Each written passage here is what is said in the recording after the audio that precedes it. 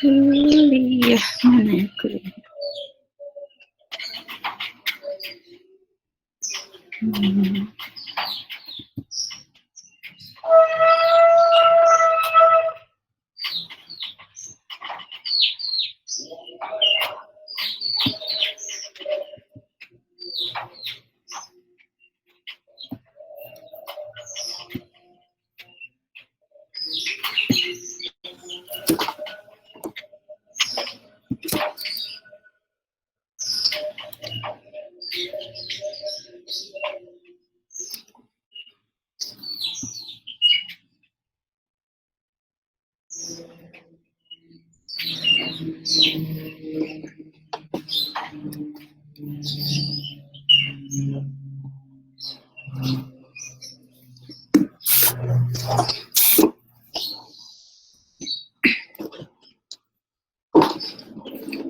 Oke, kita mulai aja ya.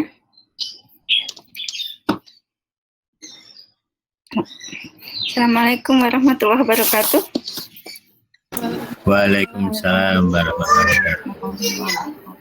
Ini, baru 11 orang ya yang bergabung ya. Ada satu yang izin, Bu Tumini ya namanya ya. Yang Ya, Jumini, Bu. Oh iya, Bu Tumini. Ya. Kemudian yang lain masih ada yang banyak yang belum bergabung. Hari ini sesuai dengan rencana perkuliahan kita akan melihat beberapa contoh-contoh atau klasifikasi beserta contohnya yang terkait dengan instrumen kognitif maupun non-kognitif. Nah, untuk Ibu nanti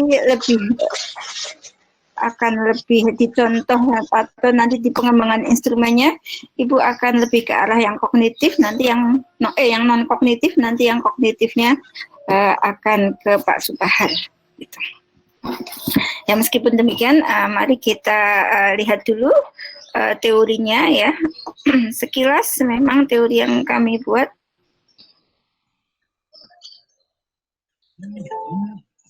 presentasikan dulu. Materinya sudah ada di Bismart, nanti silahkan Anda bisa buka dari Bismart.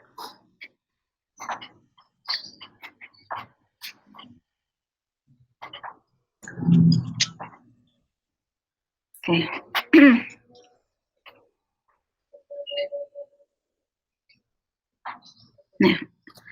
Nah, kemarin kita sudah membahas beberapa macam ya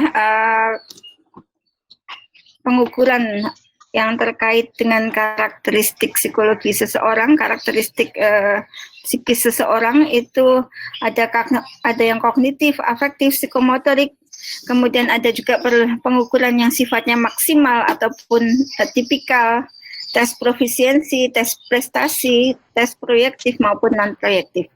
Nah, untuk kali ini kita akan melihat berbagai macam contoh yang muncul. Kemudian untuk tes-tes kognitif ya, pengukuran-pengukuran dalam bidang kognitif itu sering dikelompokkan menjadi berbagai hal.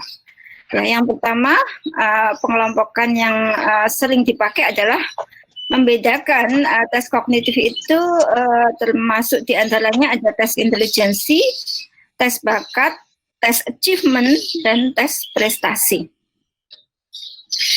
Mungkin kalau Anda yang banyak bergerak dalam bidang pendidikan atau di guru itu lebih banyak kita melihatnya sebagai tes prestasi. Tetapi di luar itu ada intelijensi, bakat, achievement gitu ya. Nah, kita akan lihat sekilas tentang tes intelijensi itu sebagai kemampuan yang sifatnya umum, ya.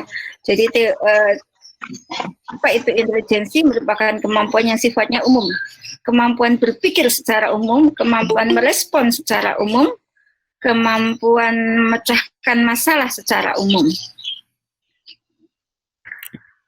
Sehingga kalau kita mendapatkan hasil tes intelijensi, maka kita mendapatkannya IQ. IQ itu kemampuan apa? Kemampuan kecerdasan secara umum. Oke.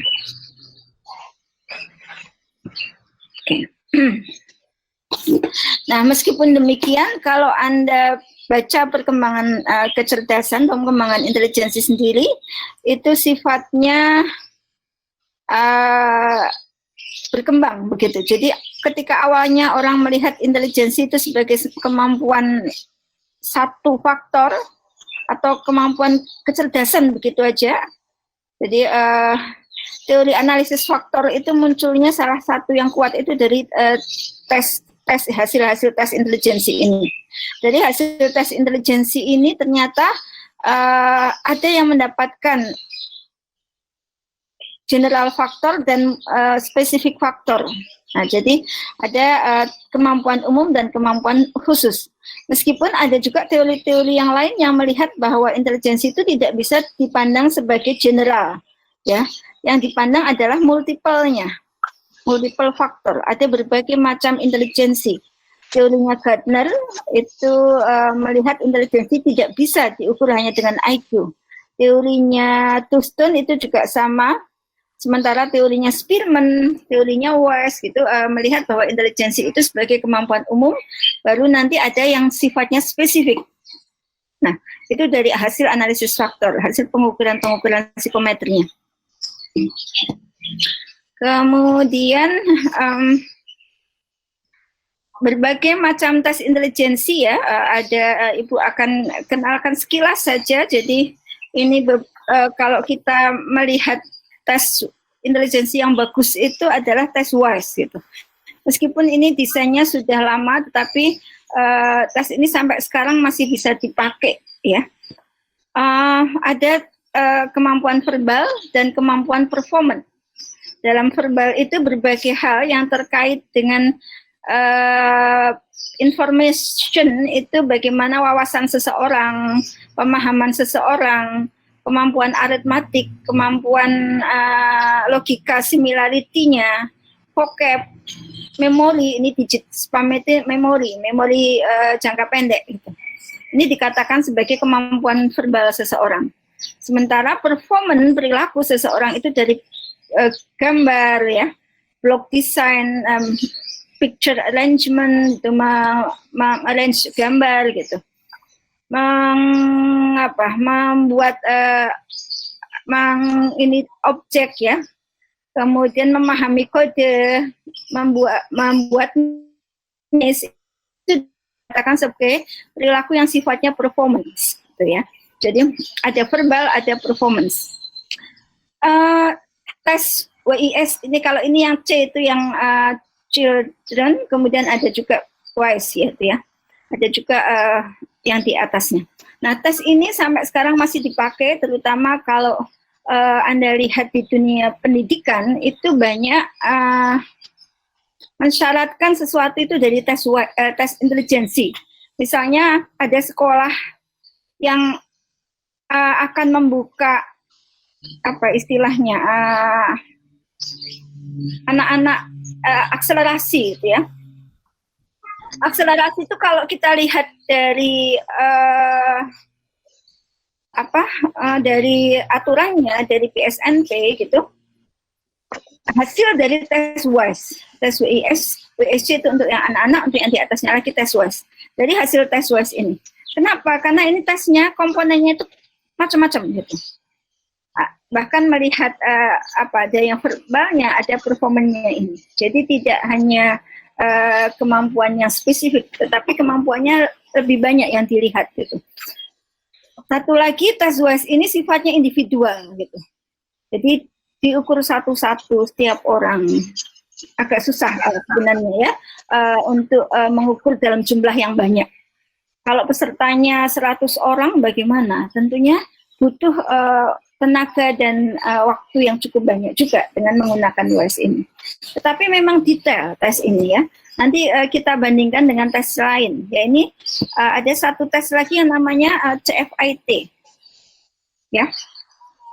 Tes CFIT ini merupakan tes intelijensi yang sangat sederhana. Bahkan hanya sekitar berapa ya, 15 menit, 20 menitan lah yang ketika kita mengadministrasikan untuk melihat kecerdasan seseorang. Nah, kalau Anda melihat tesnya, ini seperti, sorry, kok nggak bisa di ini ya?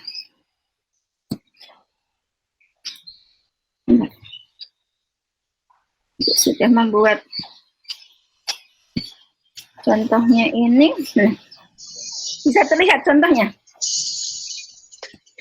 Bisa, terlihat, Bu. Bisa ya. Nah ini model-model tesnya seperti ini. Jadi ada subtesnya, ada tadi series ya.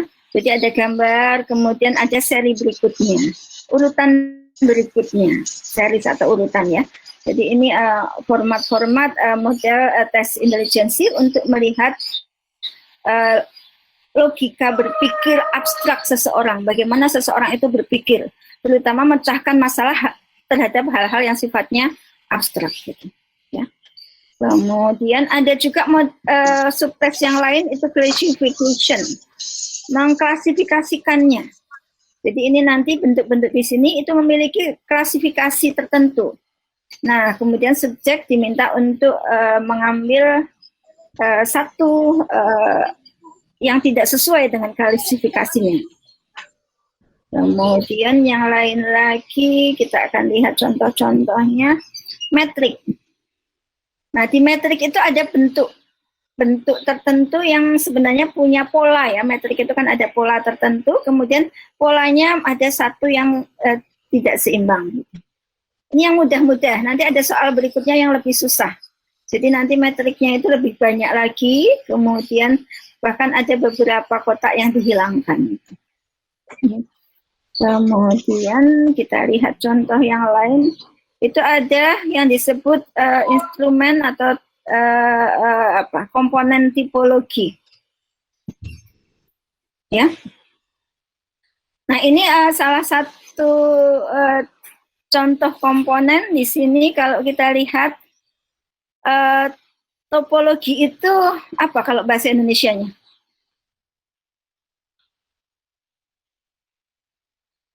Kira-kira apa? Nah, kalau Anda buka kamus itu tata letak begitu. Di mana di sini ada sebuah pola, ini juga ada pola ya, di mana pola di kiri dan di kanan itu diharapkan yang dicari adalah yang sama. Jadi misalnya ini ya, ini ada titik di sini. Kemudian bagaimana titik itu ketika diletakkan pada pola yang mana dari 5 gambar ini yang memiliki pola yang sesuai. Misalnya ini ya, ini titiknya ada di dalam lingkaran dan di luar segi 4. Nah, di option jawabannya itu yang jelas tentunya tidak ada titiknya ya. Ini karena contoh saja, ini dikasih titik. Yaitu jawabannya ini yang jawabannya. Kenapa? Karena letak titik ini ada di luar segi 4 dan di dalam lingkaran. Yang lain tidak bisa. Ya. Yang kedua juga sama. Di dalam lingkaran yang lonjong ini dan di bawah ini. Nah, ini di sini. Yang lain tidak bisa. Nah, coba Anda lihat. Anda kerjakan yang nomor 1 ini. Di mana kira-kira titik bisa diletakkan? 1, 2, 3, atau 4, atau 5?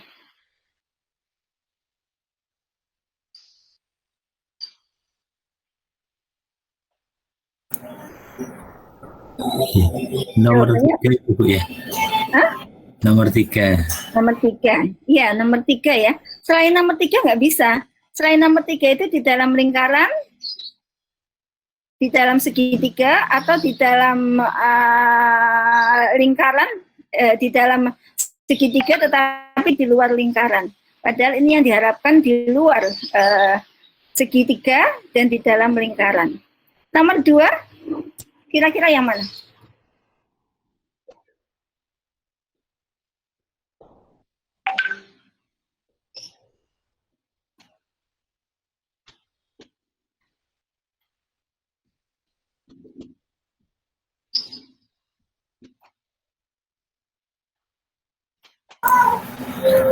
Nomor 2 itu 2, bukan Bu ya? Nomor 2. 1, Bu. Di dalam lingkaran, di Nomor dalam segi 4, di luar segitiga. Di luar segitiga. Berarti Nomor 1. nomor 1. Yang lain tidak. Nomor 3 ini?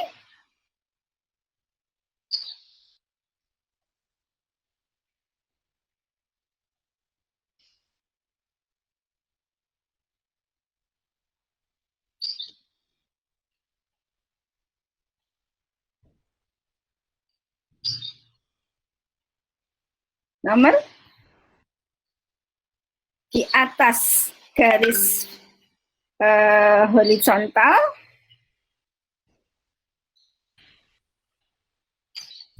Nomor 2, Bu. nomor 2 ya. Ya, hanya nomor 2. Ini nggak bisa juga karena sebelah garis putus-putusnya di sebelah ininya ya. Nah, jadi itu contoh model tes cara memecahkan masalah atau cara berpikir sebenarnya ya, yang terkait dengan abstrak, logika abstrak, berpikir abstrak. Untuk kembalikan di sini. Ya. Nah, ini tadi Ibu katakan bahwa tes ini cukup cepat ya, jadi hanya dalam waktu ya Pak maksimal 20 menit ya, 20 menit sudah mendapatkan hasil intelijensi. Beda dengan ini, di UAS itu lama sekali gitu ya. Satu orang itu bisa sekitar 2 jam. Jadi kalau misalnya kita akan ngetes 10 orang ya tentunya butuh 2 jam kali berapa ya. 1 sampai 2 jam, nanti tergantung kemampuan orang yang sebenarnya. Orang-orang yang cerdas ya cenderung lebih cepat daripada yang kurang. Oke. Ibu lanjutkan lagi dengan ada subtes berikutnya. Itu ada yang disebut tes IST. Ini sudah lama juga, tapi cukup banyak perubahan-perubahannya ya. Jadi awalnya tes ini muncul tahun 1953, kemudian diadaptasi di 473 dan diperbaiki, kemudian sampai sekarang masih sering dipakai tes ini.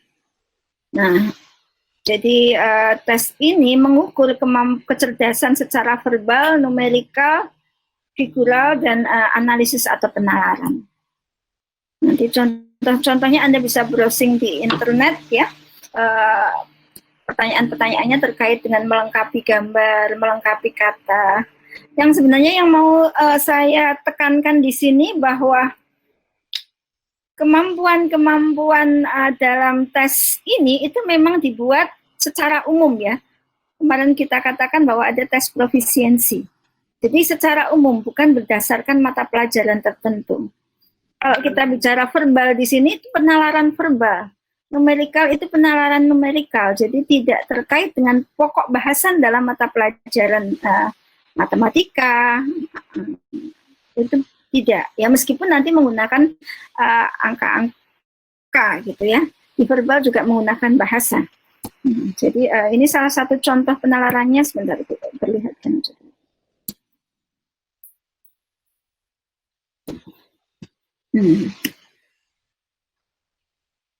Jadi misalnya ini, soal kaitannya dengan pokok bahasan pertama atau subtes 1.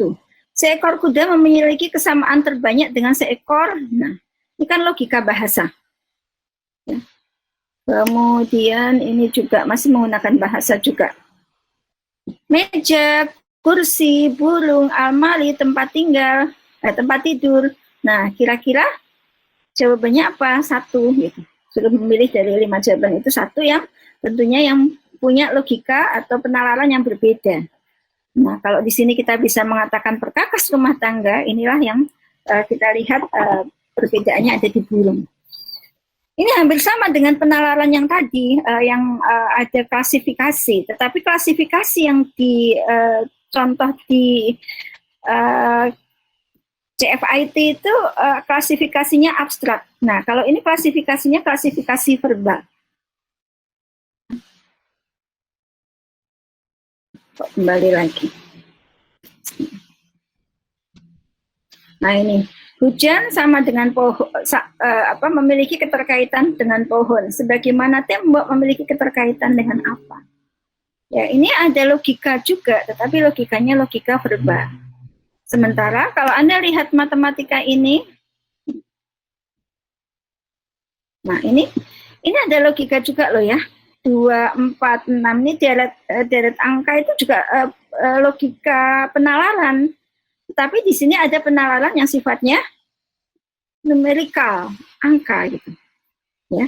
Jadi ya meskipun ada mata pelajaran terkait dengan penjumlahan, tetapi ini yang kita lihat penjumlahan itu kan kemampuan yang sifatnya umum ya, dasar gitu. Sehingga yang akan dicari di sini bukan pokok bahasanya, tetapi logika penjumlahannya, logika penalarannya seseorang. Ada juga bentuk kubus, nah ini logika yang lain. Nah yang lain lagi itu memori ini di situ juga ada juga ya. Jadi ada diminta untuk menghafalkan sekelompok sekelompok informasi ya selama 3 menit, kemudian nanti akan diminta untuk menjawab pertanyaan-pertanyaan di bawahnya. Jadi ada kata-kata yang harus dihafalkan dulu, kemudian diletakkan, kemudian diminta untuk mengerjakan ini. Nah, tes ini, tes IST ini, ya, ada banyak komponen yang terkait, dan ini bisa klasikal juga, ya. Jadi ini lebih banyak dipakai dibandingkan yang lain. Nah, logika-logika yang dibangun sebenarnya ini. Nah, itu terkait dengan IST atau tes intelijensi. Jadi tes intelijensi itu macam-macam ya. Sebagaimana nanti kita akan bicara tes yang lain adalah tes bakat, itu juga macam-macam. Ketika kita bicara bakat, itu sebenarnya yang kita lihat adalah kemampuan seseorang yang sifatnya khusus. Sementara di intelijensi kemampuan sifatnya umum tadi. Jadi tes bakat itu meskipun terbuat atau terdiri dari berbagai subtes, tetapi bisa dipakai sendiri-sendiri. Ya, tidak hanya yang didapatkan adalah bukan kemampuan yang sifatnya umum saja, tetapi khusus. Kalau kita melihat tes bakat itu salah satunya ini, ya. Jadi tesnya DET itu melihat bahwa bakat itu terdiri dari tes bakat yang dia ciptakan itu terdiri dari verbal, numerikal, abstrak, relasi ruang, mekanik, klerikal. Nah, ada language-nya, gitu ya. Jadi ada beberapa subtes bakat ini, subtes DET gitu. Nah, di bakat ini kita bisa menggunakan hanya satu saja. Nah, otomatis ini kalau saya akan melihat seseorang itu berbakat nggak sih dalam bidang verbal, otomatis saya bisa gunakan satu aja. Kalau saya akan melihat dalam bidang abstrak berbakat nggak, ya kita lihat hanya abstrak saja. Relasi ruang saja. Mekanik berbakat nggak, hanya mekanik saja, itu bisa. Tetapi dalam tes ini, IST ini, untuk mendapatkan intelijensi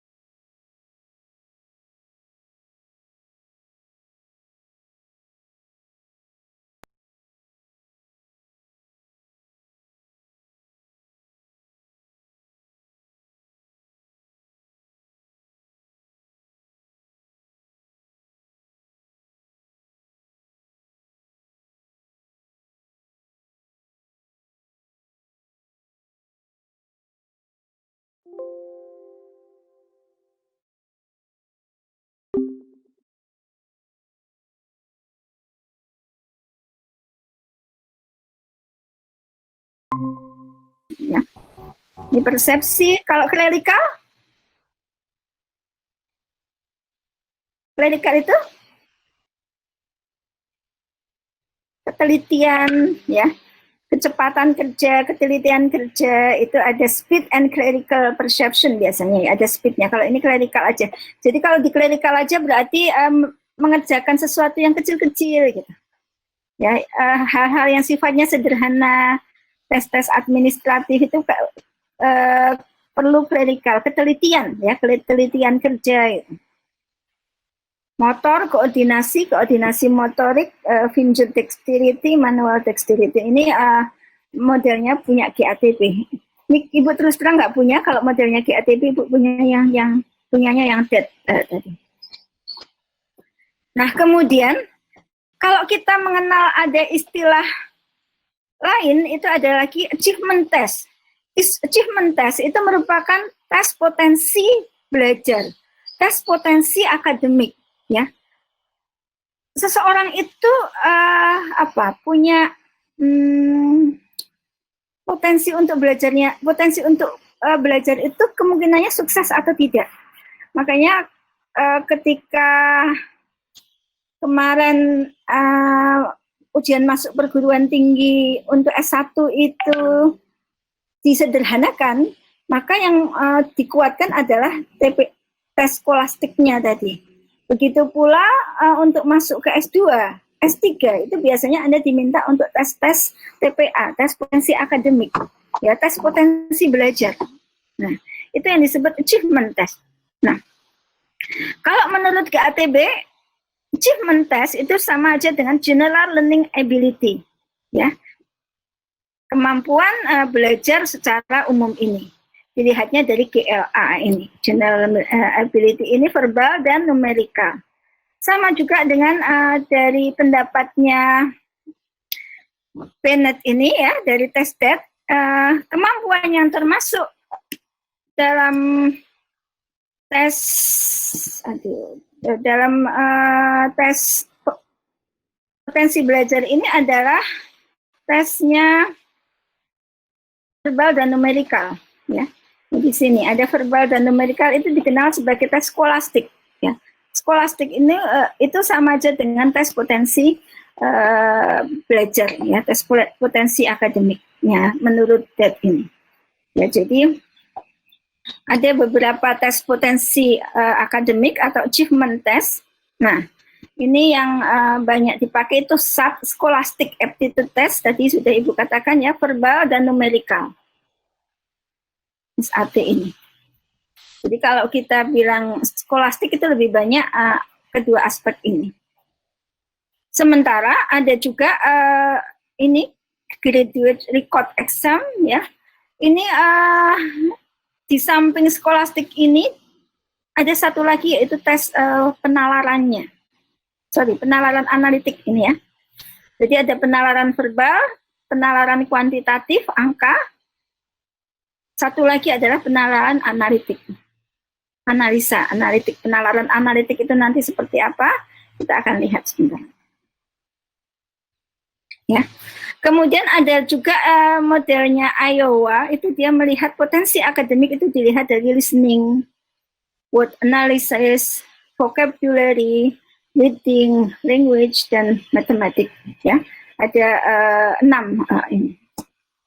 Dan ada juga yang melihatnya sebagai ini writing skill, social studies, science, literature, arts, dan matematik. Ya. Kalau kita lihat hampir semua itu melihat ada kemampuan matematik dan ada kemampuan yang sifatnya verbal. Di sini istilahnya literatur, ya, writing skill. Kalau ini di sini ada vocab, word analysis, language, reading. Ini kan sebenarnya verbal, sementara di sini ada matematiknya.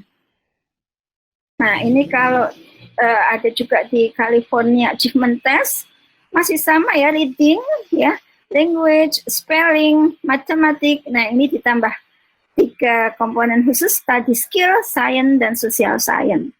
Science-nya itu untuk bidang science, sosial itu untuk bidang sosial. Ya. Nah, jadi ini beberapa contoh achievement test gitu. Saya pernah meneliti ya, jadi hasil dari tes berbagai tes bakat yang ada pada mahasiswa, kemudian saya kaitkan dengan nilai IP-nya gitu, ya. Itu saya ambil di jurusan psikologi. Dan ternyata di jurusan psikologi itu yang dari dengan menggunakan analisis regresi, saya gunakan analisis regresi yang memprediksikan IP seseorang itu hanya verbal dan numerikal. Ya, penalaran ini ya, penalaran itu ternyata di psikologi tidak terlalu kuat prediksinya. Relasi luang spasial itu berkorelasi, tapi korelasinya negatif gitu. Jadi tidak mendukung kemampuan relasi luang itu dalam bidang psikologi. Apalagi mekanik itu tidak sama sekali. Ya, jadi mendukung dari beberapa temuan ini bahwa yang sangat menentukan keberhasilan seseorang dalam belajar itu kemampuan verbal dan kemampuan numerikalnya. Nah, itu terkait dengan tes-tes. Satu lagi ini, nah ini di Bappenas ya, di TPA Bappenas itu justru lebih lengkap lagi kalau kita lihat kemampuan TPA itu. Jadi ada verbal, ada kuantitatif. Verbalnya itu persamaan kata, lawan kata. Ini penalaran verbal, tadi kita sudah lihat contohnya. Kemudian yang kuantitatif itu ada deret angka, aritmatik, konsep aljabar, geometri, ini lengkap di sini. Penalarannya pun lengkap, ada penalaran logis, penalaran diagram, penalaran simbol, penalaran analitis, itu ada di sini. Jadi lengkap. Nah, kalau kita mau lihat contoh penalaran, sebentar. Ada tuliskan di sini sepertinya. Nah, ini contoh-contoh penalaran. Penalaran logis itu contohnya seperti ini. Ya, jadi hampir sama dengan tadi similarity. Sementara penalaran diagram, kok lupa ya, belum dimasukkan ke diagramnya ya. Jadi misalnya ada mata, kaki, tubuh. Ini bundelnya, kita buat bundel 3, lingkaran 3. Ada lingkaran-lingkaran 3. Nah, di soal pertama ini, mata, kaki, tubuh. Nah, ada satu lingkaran besar, di dalamnya tentunya kuncinya adalah 2 lingkaran kecil. Karena tubuh itu memiliki mata, kaki itu ada di dalam tubuh kita. Ya. Sementara kalau ini tumbuhan, melati, makhluk hidup. Nah, makhluk hidup, kemudian ada tumbuhan, ada melati. Melati itu bagian dari tumbuhan bagian dari makhluk hidup. Jadi ada bulat kecil sekali mewakili melati, di luarnya ada bulatan lagi tumbuhan, dan ada lebih besar lagi itu makhluk hidup. Mobil, pesawat, sepeda itu lingkarannya tidak saling terkait. Ya, jadi itu penalaran diagram. Sementara penalaran gambar ya ini penalarannya model-model seperti ini. Ini sama dengan ini, sebagaimana ini sama dengan apa. Ini sama dengan ini, sebagaimana ini. Nomor 3, coba Anda lihat mana jawabannya.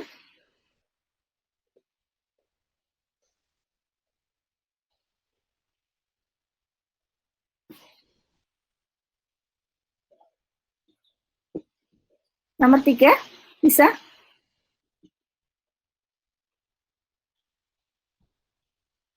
Nomor 1 kayaknya, Bu. Nomor 1. Kenapa nomor 1? Itu ada hatinya, ada bintangnya, ada lingkaran. Cuma lingkarannya tertutup ini ya. Kita lihat ini di sini ada bintang. Bintangnya yang tadinya di dalam itu menjadi di luar. 2, Bu. Ya. Kemudian yang di luar ke dalam. Ya kah? Iya, Bu. Lingkarannya sama ya. Nah, ini kalau ini berarti Bintang. Bintangnya itu menjadi keluar. Iya. Jadi bukan nomor 1 ya. Jadi nomor kalau nggak B. nomor 2 atau nomor 5. Ya, betul Bu. Jadi lingkarannya tetap. Nah, Oh iya. ini kalau lingkarannya tetap berarti E. ya. Jadi logika seperti itu, logika gambar seperti itu yang sering dipermainkan dalam tes-tes profisiensi ini. Ini penalaran spasial tentunya membuat logika spasial ya. Klasifikasi, ini juga contoh seperti tadi, klasifikasi.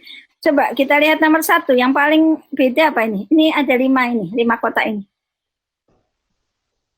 Jawabannya apa nih kalau dari 5 kotak ini?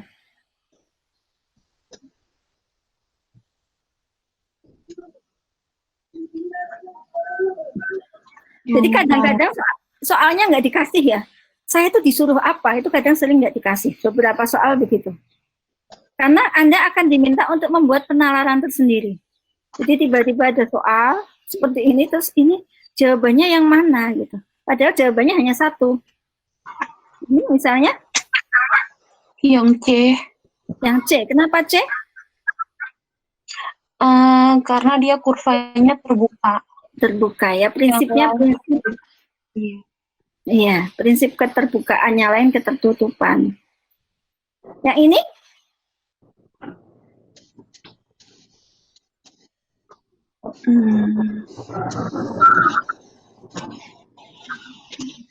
Yang B. Bu. Yang B nomor 2 ya. Nah, kita kan nggak tahu itu prinsip apa gitu. Nah, tetapi logika, namanya logika penalaran, yang dilihat adalah bagaimana seseorang itu bisa menalar, ya, menganalisis soal-soal yang ada. Bentar, Ibu punya satu lagi yang sering dipakai, tetapi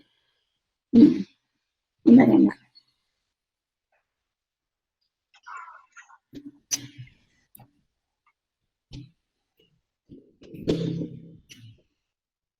Nah, ini penalaran yang sering muncul dan kalau Anda tidak hati-hati atau model soal yang sering muncul dan sering penalaran analisis ya. Ini modelnya seperti ini. Jadi ada serangkaian cerita, kemudian diminta untuk menjawab beberapa hal yang terkait dengan cerita tersebut, tetapi menggunakan logika penalaran. Jadi misalnya seorang pasien sedang minum obat, obatnya ada A, B, C, D, E, F. Ya. 6 obat itu tidak boleh diminum sekaligus. Nah, harus memenuhi aturan-aturan berikut. A, B, C tidak boleh diminum bersamaan. C, D boleh diminum setelah makan, tetapi tidak boleh berurutan. A dan F harus diminum sebelum sarapan. E tidak boleh diminum setelah B. Jadi ini logikanya dipahami, kemudian biasanya pertanyaannya tidak hanya 1, tetapi beberapa. Obat yang harus diminum pertama kali apa? Yang terakhir apa? Setelah makan lebih baik minum obat apa? Nah, coba Anda kerjakan sebentar. Caranya bagaimana kalau model soal seperti ini?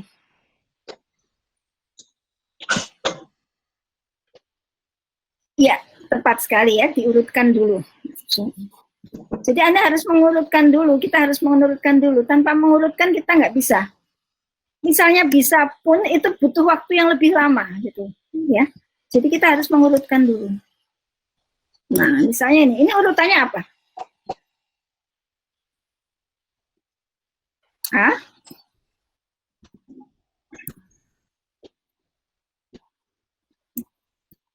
Misalnya ini ya, tapi nggak ini Mbak boleh berurutan. A, F, oke. Karena sebelum sarapan ya.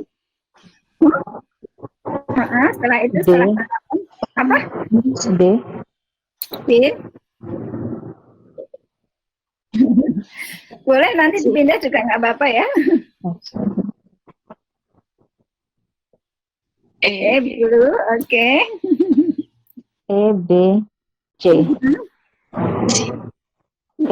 C, C. Salah. Tidak boleh berurutan CD.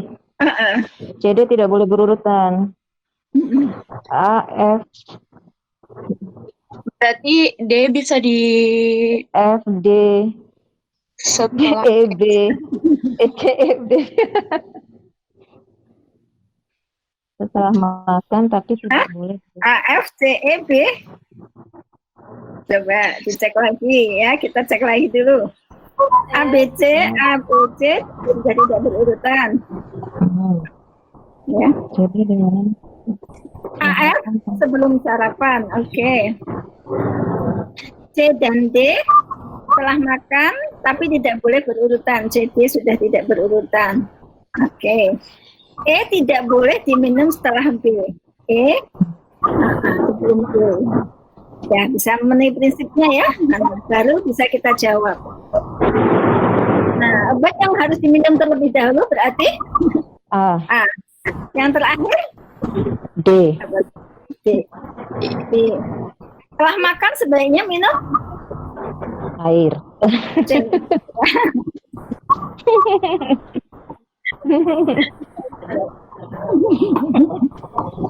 Ya, jadi ini kalau tidak diurutkan dulu agak susah gitu, bingung gitu ya. Nah, ini contoh satu lagi. Ya.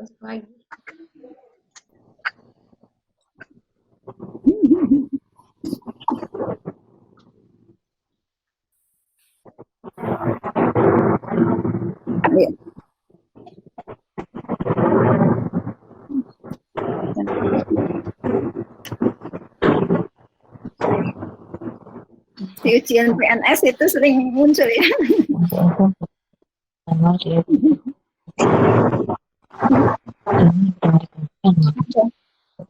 Alhamdulillah.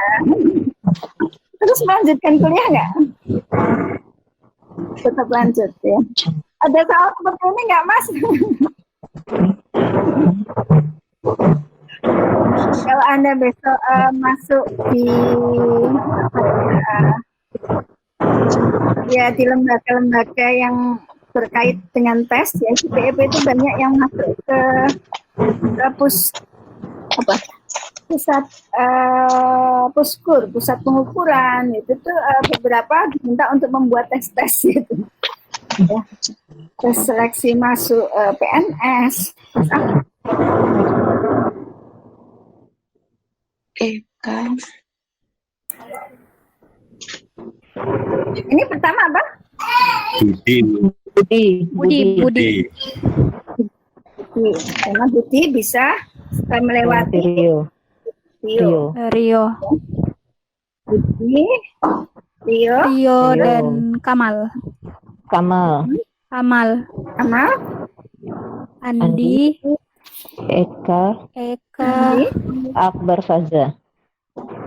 Akbar, lalu Faza. Akbar.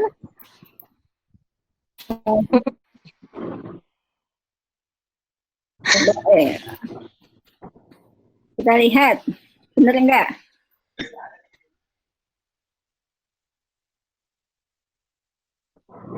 Jadi Rio itu awalnya bisa melewati Eka, Rio itu bisa melewati Eka, terus Andi dan Kamal. Ya, sudah bisa melewati. Akbar dan Faza berada pada posisi berurutan di belakang Eka. Nah, jadi berhasil melewati Rio. Ini agak sederhana ya. Nah, jadi nomor 1 jelas Budi. Nomor 2 Rio dan Kamal. Ya. Ada model soal berpikir analitik. Ya. Jadi Ini juga termasuk tes kognitif juga ya. Sementara kalau verbal itu macam-macam. Kalau padanan kata, lawan kata itu saya kira sudah sering ya. Analogi verbal ini merah putih sama aja dengan apa ini di sini misalnya. Ini apa misalnya ini? Merah putih sama dengan logika apa di sini? Mawar melati. Mawar melati. Kalau jambu dengan biji, ini di sini logikanya apa? Penjahit jarum. Penjahit jarum. Jambu isinya biji. Betul. Jawa. Oke, rumah rusak. Rumah Pohon tinggi. pohon tinggi ya, sifat. Oke, petani cangkul. Penjahit jarum. Jarum itu kata alatnya ya. Jadi itu analogi verbalnya. Dan nanti macam-macam ya format analogi ini. Ini satu contoh yang terakhir ini. Coba apa ini yang terakhir ini aja. Contoh lain. Ini ada 3 pernyataan, tetapi ini satu soal. Oh ini kan sudah biasa yang di atas. Ini format lain. Nah ini ada logika, ini tengah-tengahnya apa? Nah jadi tapi biasanya kadang-kadang nggak dikasih, disuruh ngapain gitu. Jadi ini hanya satu soal, titik-titiknya disuruh menjawab gitu. Oke. Berapa? Jawabannya berapa? 5.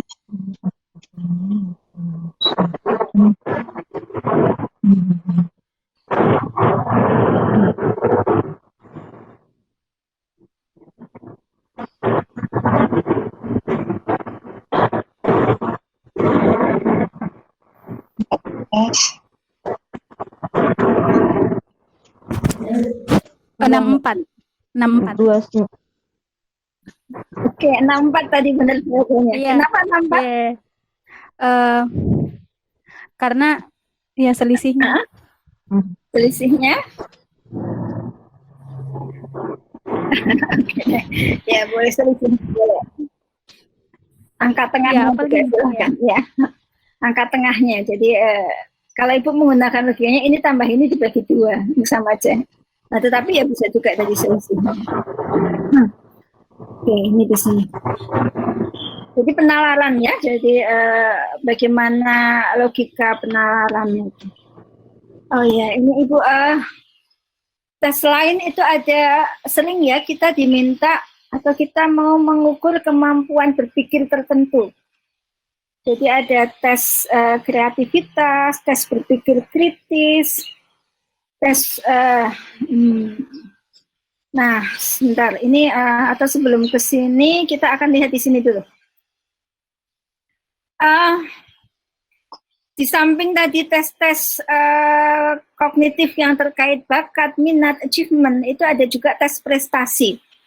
Nah, di tes prestasi itu tentunya kita akan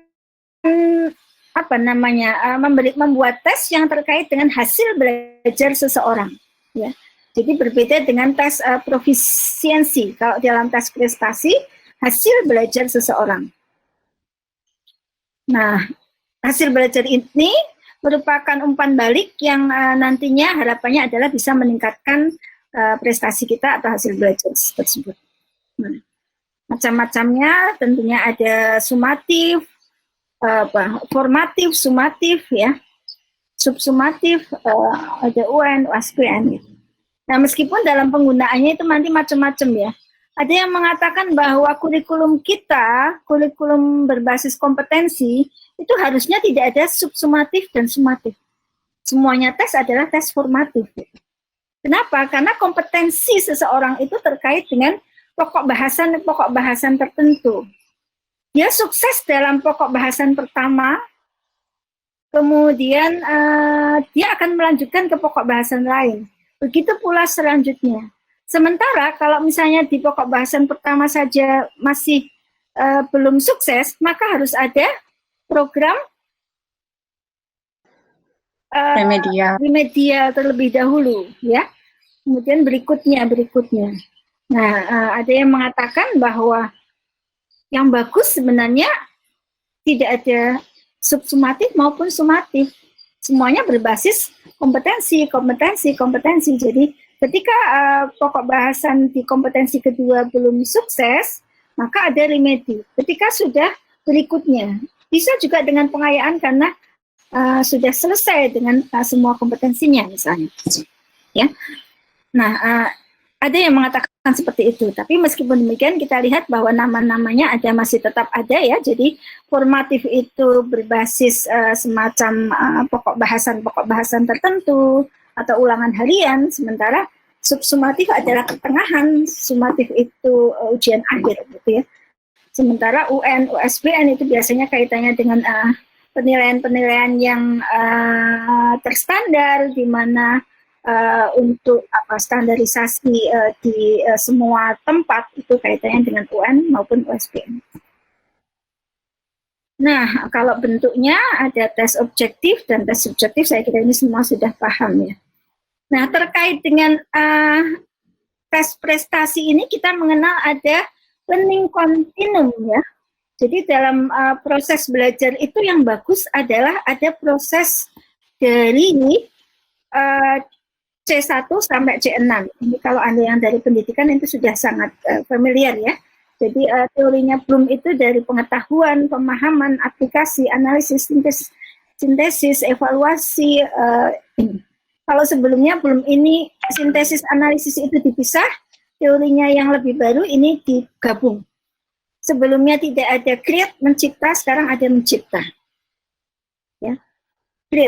Creativity, jadi creation itu mencipta.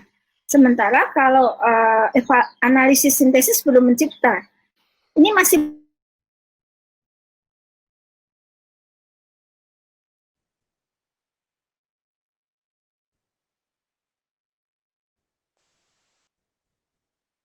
jelas bahwa ketika saya mengajari anak pokok bahasan pertama misalnya, apakah hanya C1 saja atau sudah sampai C3? Nah, ini sudah di di learning continuum itu sudah di tujuan pembelajarannya atau kompetensi dasar yang diharapkan muncul itu apa? Anak tahu saja atau sudah paham? Atau anak sudah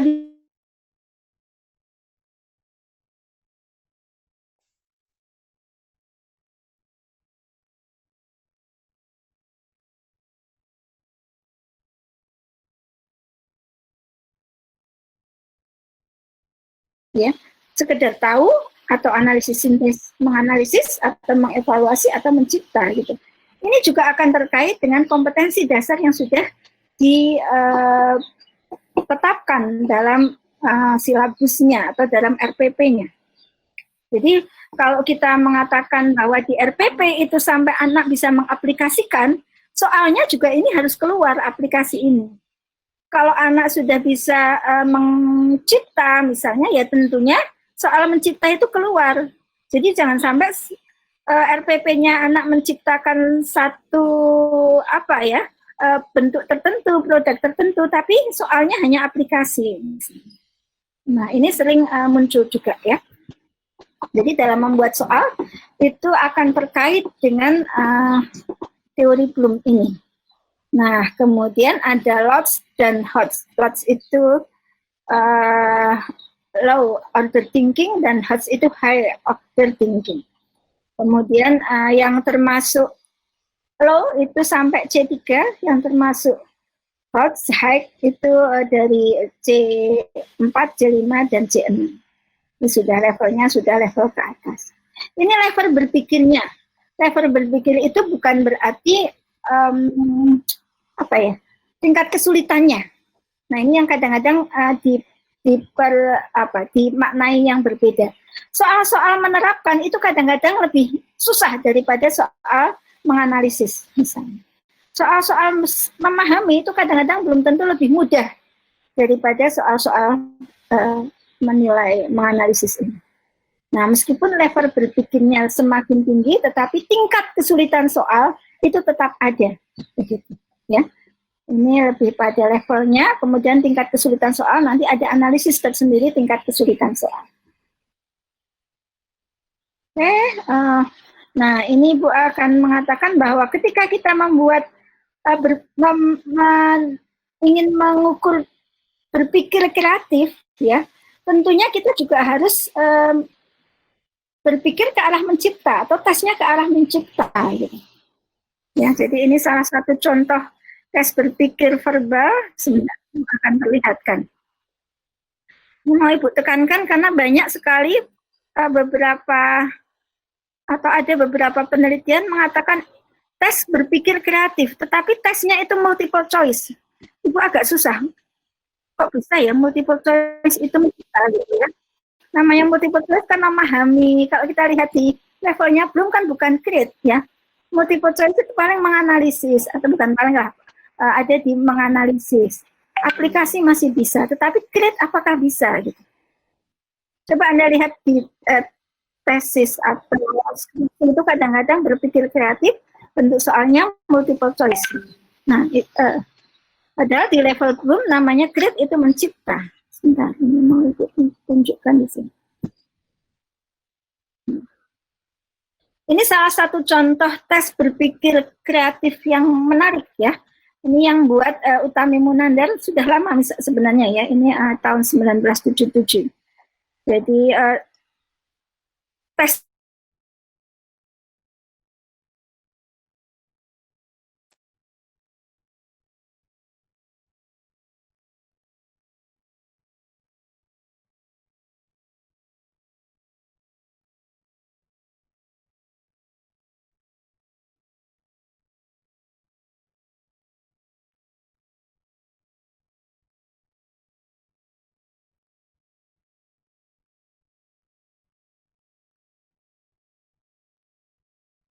itu salah satunya orang berpikirnya itu kreatif atau tidak dilihat dari kelancaran seseorang dalam berpikir, fleksibilitasnya, dan originalitasnya.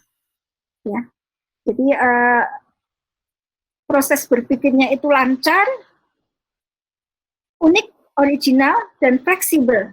Ya, tidak terpaku pada sesuatu yang hanya satu, itu tidak. Jadi fleksibel, lancar, dan unik ya berpikirnya. Nah, contoh suksesnya seperti ini. Karena verbal ya dia menggunakan verbal. Nah, ada 6 subtes. Yang pertama begini. Nah, jadi buatlah sebanyak mungkin kata yang dimulai dengan sa misalnya. Ini petunjuknya. Jadi misalnya jawabannya ada saya, sakit, sabang, sangkar, sambil dan sebagainya. Nah, meskipun nama-nama itu tidak boleh keluar, ya. Apalagi nama orang itu nanti Saleh, nanti salahnya jadi banyak gitu. Nah, kemudian diminta untuk membuat seperti ini. Coba 2 menit, selama 2 menit tuliskan kata sebanyak-banyaknya yang dimulai dari K. Dimulai dari apa misalnya? Banyak sebanyak-banyaknya selama 2 menit. Nah, jadi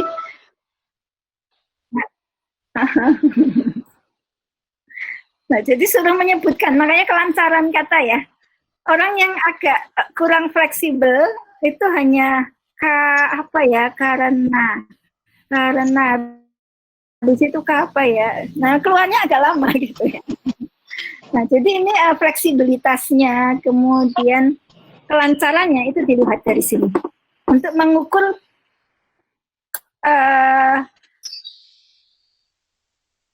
kreatif, berpikir kreatifnya. Ini 2 menit. Ini nanti 2 menit. 2 menit, 2 menit. Jadi untuk sukses ini butuh waktu 8 menit. Gitu. Makanya Ibu tidak minta Anda mengerjakan. Kalau Ibu minta Anda mengerjakan, nanti waktunya habis 1 jam sendiri menggunakan. Ini contoh aja. Nah, yang menyusun kata ini contohnya begini. Jadi disediakan sebuah kata yang hurufnya cukup banyak. Misalnya kota baru. Nah, buat sebanyak-banyaknya kata yang bisa disusun berdasarkan huruf-huruf yang ada di kota baru ini. Jadi ada bata, batu, buta, rata gitu ya. Ada lagi? Coba. Otak. Otak. Otak. Sip. Ya, jadi sebanyak-banyaknya itu ya. Nah, ini kata-katanya semacam ini. Ini step. Saya job apa Mas?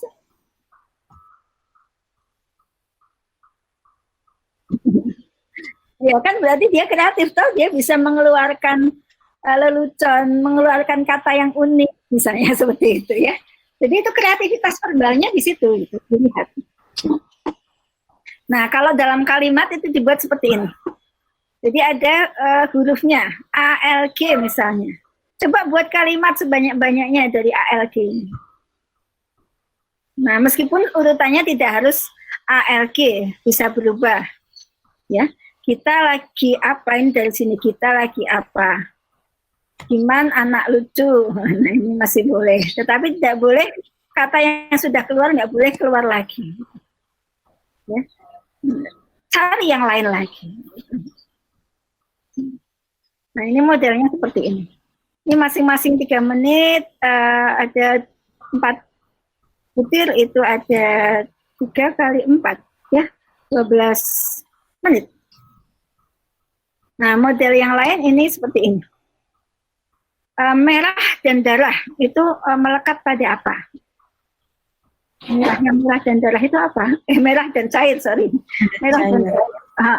Ya. Mawar, sistem tinta merah. Darah, sirup merah, saus tomat, tinta merah. Apalagi yang merah dan cair? Cat warna merah. Oke, cat merah. Oke. Wedang uwo. Bukan ada lagi kan selain wedang uwo apa? Bunga rosella itu ya. Bunga rosella itu. Salah ya, gitu ya. Jadi ada obat merah. Obat merah, oke. Nah ini soal-soalnya ya. Bulat dan keras. Apa coba bulat dan keras? Marning. Sukro. Bulatnya agak langsung ya. Ayo bulatnya. Bola bekel kalau nah, tapi bola bowling, bola voli, bola apa? Bola bowling. Ya satu, kalau Anda sudah menyebutkan bola ya satu bola saja, nggak boleh bola. Gotri, Bu. Gotri. Oke. Kelereng masih boleh. Nah, jadi ini logika verbal kita ya. Dan itu kan mencipta, bukan memilih. Coba, bisa nggak soal seperti ini dibuat multiple choice? Pilihannya banyak. Enggak, kreatifnya Mbak, ya nggak bisa Mbak. Iya. Karena kreativitas itu mencipta. Ya. Sementara multiple choice itu mengenali, gitu. Boleh menganalisis, tapi tidak menciptakan sesuatu. Nah, ada juga ini yang sering muncul ya, penggunaan tidak lazim. Pensil itu dipakai untuk apa gitu? Yang boleh dituliskan yang tidak lazim. Kalau untuk menulis itu sudah biasa. Untuk penggaris punggung, untuk penggaris, untuk apa lagi Anda menggunakan pensil? Bersihkan kuping. Bersihkan kuping. Ibu punya pengalaman menarik itu terkait dengan membersihkan kuping itu. Jadi ada anak saya dulu waktu kecil itu suka membersihkan kuping pakai pensil warnanya. Nah, kemudian udah lama itu ya, udah. Jadi sampai suatu saat itu ibu menemukan apa bekas pembersih kuping itu ada di telinganya. Gitu. Jadi itu tuh bukan langsung itu enggak, tapi sudah lama berselang gitu. Berarti itu sudah pensil yang patah itu sudah lama itu di telinga itu. Astagfirullah. Jadi aneh juga. Mungkin karena ada anak kecil kan nggak terlalu risih ya, nggak terlalu kelihatan. Ya. Nah soalnya ini masing-masing 2 menit ya. Sapu hijau, batu bata gitu.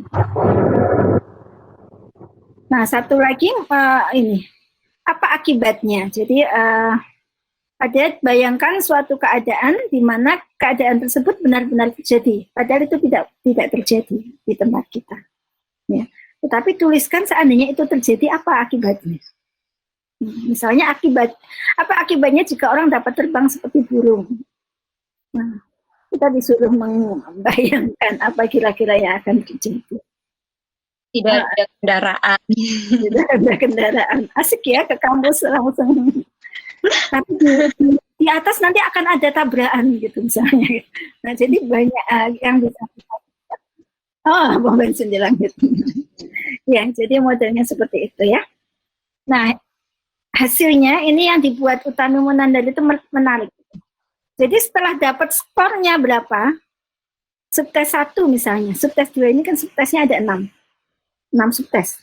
Cara scoringnya begini. Kemudian masing-masing subtes ini ya dibuat skor standar. Skor standarnya dari 0 sampai 20. Ya.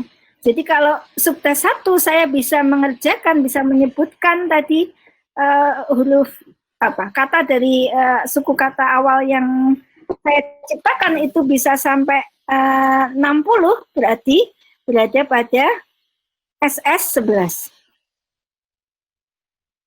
Kalau 75 berada pada SS 14. Kalau 50 berada pada SS 9. Ya, jadi ada skor standarnya dibuat dari 0 sampai 20. Yang kedua juga sama, ketiga sama, keempat sama, kelima sama, keenam sama. Nah, skor standar inilah yang nanti akan dijumlahkan. Ya. Ya berarti yang full maksimalnya 20. Ya, meskipun 150 misalnya dapatnya 20. Jadi sudah skor. Ini kan lebih toh? Terus tadi skor standar tadi dijumlahkan, ya. Nah, kemudian otomatis tadi yang maksimalnya kan 20 kali 6, 160 toh? Minimalnya ya tergantung nanti penjumlahannya. Nah, setelah dijumlahkan, dapatlah dibuat konversi skor dari skor standar ke skor quotient. Jadi quotient itu sebenarnya angka. Kalau kita mengatakan kecerdasan IQ, I itu intellectual quotient, angka kecerdasannya. Ya. Kalau Anda mau membuat spiritual quotient, maka Anda harus membuat model quotient seperti ini gitu. Tetapi soal-soalnya kaitannya dengan spiritual. Kalau Anda mau membuat emosional quotient, ya quotient-nya itu harus emosinya, soal-soal terkait dengan emosi tadi, pernyataan-pernyataan terkait dengan emosi itu harus dibuat angka. Nah, ini yang sering muncul, orang mengatakan ada spiritual quotient, emosional quotient, tetapi tanpa ada angkanya. Dalam tes psikologi yang dimaksudkan quotient, IQ, CQ, SQ, Q-nya itu adalah quotient-nya, angkanya. Nah, angka yang familiar kita pakai rata ada pada skor 100, ya. Kemudian di atas 100 tentunya di atas rata, di bawah 100 tentunya di bawah rata. Pas angka ratanya tengah-tengahnya persis ada pada angka 100. Itu di angka quotient. Kalau di angka TPA, tengah-tengahnya berapa, Mas? Mbak, ada yang tahu? TPA itu pakai quotient juga, pakai angka juga itu. 120 kan? TPA Anda berapa? TPA, hasil TPA itu biasanya ratusan ke atas ya, 500 ke atas gitu. 400, 500, kayak TOEFL. TPA itu mirip dengan TOEFL skornya. Kalau TOEFL 217 sampai 677. 217 sampai 677. Iya, Tengah-tengahnya persis berapa, Mbak? 450. Terusnya 450. Nah, kalau TOEFL standar internasional, ya, ada yang tahu 550. Tengah-tengahnya itu sebenarnya 500 ya. Jadi di internasional itu 500. Kenapa kadang-kadang kalau mau kuliah di luar itu harus TOEFL-nya minimal 500 itu. Karena itu pas di angka tengah-tengah rata. TPA itu juga sama 500 gitu, di patok 500. Jadi kalau kita tes TPA di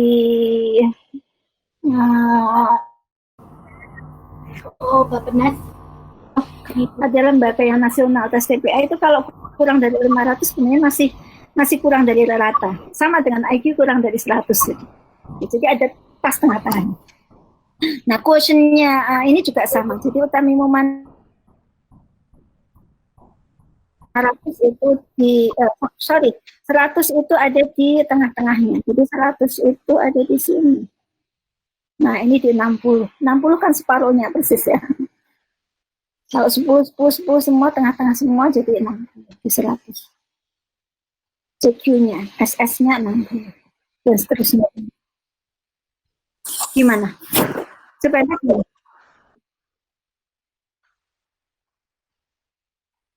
Iya, TPA itu ratusan skornya, jadi tadi tengah-tengahnya 500, Mas. Jadi kalau TPA Anda di CPNS itu 450 misalnya, itu juga belum, sama aja dengan TOEFL 450 itu belum tengah-tengah gitu ya. Gitu. Jadi pas kalau kita melihat kurva normal, tengah-tengahnya persis itu 500 tadi. Tetapi kalau TOEFL 500 itu standar internasional ya. Kalau standar Indonesia bukan 500.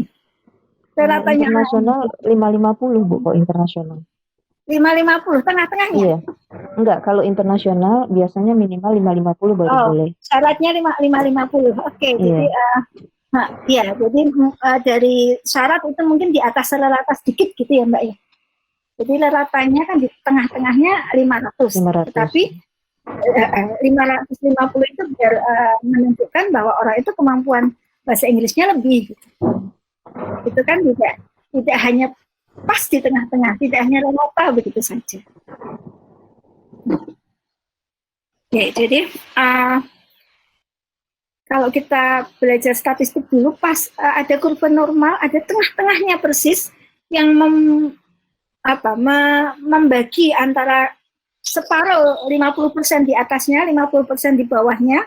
Nah, dalam TOEFL itu angka pas tengah-tengah itu 500. Dalam TPA itu juga 500. Dalam IQ yang bunyinya IQ, CQ itu 100 gitu. Ya, 100-nya di sini.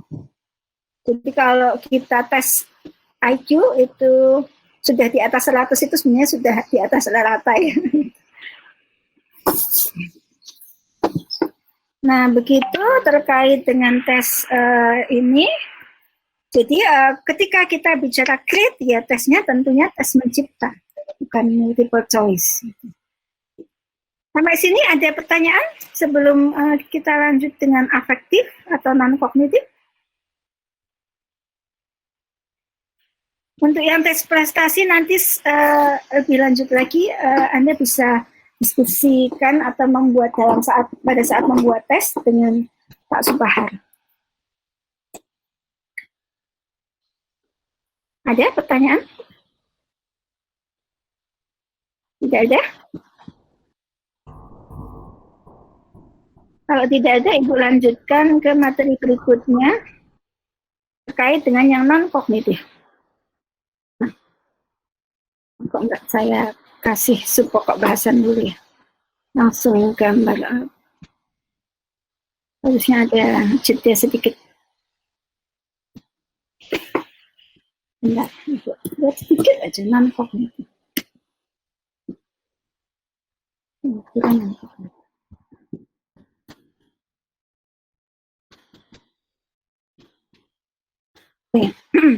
Nah, pengukuran non-kognitif ini ya, tadi ada yang membedakan afektif dan psikomotorik, ada juga yang non-kognitif itu ya satu. Afektif dan psikomotorik itu ya non-kognitif. Nah, kita lihat dalam kognitif, kalau kita bicara level, non-kognitif pun ternyata belum itu membuat level gitu. jarang terdengar ya. Yang terkenal hanyalah level kognitif. Tetapi ternyata beberapa teorinya Bloom itu juga mengatakan ada level afektif, ya. Yang termasuk level afektif itu dimulai dari yang pertama adalah receive, menerima, receiving, ya. Menerima itu sifatnya masih pasif, pola pikir ya masih berupa pola-pola pemahaman, pola-pola pemikiran, tetapi sudah menyentuh ke aspek afektif, ya, meskipun masih pasif. Contohnya begini, Anda merasa, oh iya ya, ternyata saya selama ini salah ya dalam memahami sesuatu. Oh iya, itu dari pengetahuan. Tetapi pengetahuan itu tidak hanya sekedar pengetahuan, tetapi sudah menyentuh pada aspek afektif tadi. Oh iya, saya salah. Apalagi, oh iya, saya keliru memandang seseorang misalnya. Ya. Atau kesadaran, ada kesadaran tertentu. Ya. Ternyata apa yang saya lakukan selama ini keliru. Itu receive, ya, pasif. Tetapi ada unsur afektifnya. Nah, setelah oh iya ya, kemudian ternyata aspek berikutnya ada actionnya, ada responnya, ya. Tidak hanya sadar, tetapi sadarnya tadi setelah itu apa yang saya lakukan gitu. Oh karena saya keliru, saya akan minta maaf misalnya. Ya ada actionnya, meskipun action ini bisa terpaksa saya minta maaf padahal malu sekali misalnya seperti itu ya, atau bisa juga dengan enjoy. Ya, nah ini sudah ada respon. Setelah respon, nah ini ada sudah menjadi value gitu. Nah kalau begitu besok lagi saya tidak boleh menyepelekan seseorang misalnya, atau tidak boleh saya ngomong tidak sesuai dengan kompetensi saya karena ternyata saya keliru ngomongnya kalau tidak sesuai dengan kompetensi saya, ya. Atau Anda sadar bahwa merokok itu tidak bagus, oh ya besok lagi saya tidak akan merokok. Nah, ini ada kesadaran yang memunculkan sebuah value atau nilai baru, new value, ya, valuing. Nah, ini baru new value-nya. New value itu kalau selalu dilakukan terus-menerus akan menjadi sebuah sistem, ya. Jadi sadar bahwa saya tidak merokok, merokok itu misalnya tidak bagus, kemudian new value tadi menjadi sebuah sistem kalau itu dilakukan terus-menerus, ya, sudah menjadi kebiasaan. Dan terakhir, kalau itu sudah menjadi jati dirinya, ya, sudah menjadi otomatis perilakunya, ya, itu sudah menjadi karakter, ya, characterizing. Nah, jadi sikap afektif itu juga bergradasi, ya. Jadi kalau kita mau mengukur karakter itu sebenarnya ini termasuk yang paling atas, ya. Perilaku yang harusnya sudah menjadi pola kebiasaan, yang sudah tidak terpikirkan lagi saya melakukan itu dengan terpaksa atau tidak, atau misalnya ada imbalan atau tidak, itu sudah tidak lagi karena itu sudah menjadi pola kebiasaan kita, ya.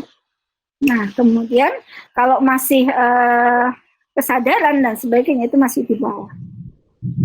Nah ini pola yang dibuat oleh Bloom, ya. Jadi ranah afektif pun ada pola perilaku yang dari sadar, kemudian merespon sesuatu meskipun bisa aktif, meskipun ataupun terpaksa ataupun suka, kemudian menimbulkan nilai baru, new value, ya. Besok lagi saya tidak akan melakukan ini lagi, misalnya seperti itu new value. Kemudian new value-nya tadi berusaha kita konsistenkan, berusaha distabilkan menjadi sebuah sistem perilaku kita yang bagus, kemudian sampai akhirnya sistem perilaku itu sudah terbiasa kita lakukan, ya, menjadi sebuah karakter. Nah, ini levelnya dari Bloom ini. Oke. Kemudian dari itu dari karakteristiknya belum. Kemudian karakteristik yang lain dalam instrumen non kognitif dalam psikologi itu sering juga dibuat dalam format-format yang macam-macam gitu ya. Jadi pembagian itu nanti macam-macam. Ada yang melihat non kognitif itu dari sisi motivasinya, sikapnya, minatnya, tadi karakter ada, kepribadian ada gitu. Keterampilan ada, aspek-aspek psikis tertentu ada. Jadi ini dari sisi apa yang diukur. Kalau tadi dari sisi levelnya, tingkatannya, kalau ini melihatnya dari apa yang akan kita lihat. Aspek psikis apa yang kita lihat. Bidang atau apa ya. Bentuk-bentuk perilaku apa yang terlihat. Gitu. Nah, ini nanti akan melahirkan beberapa teori yang terkait di dalam ini. Ya.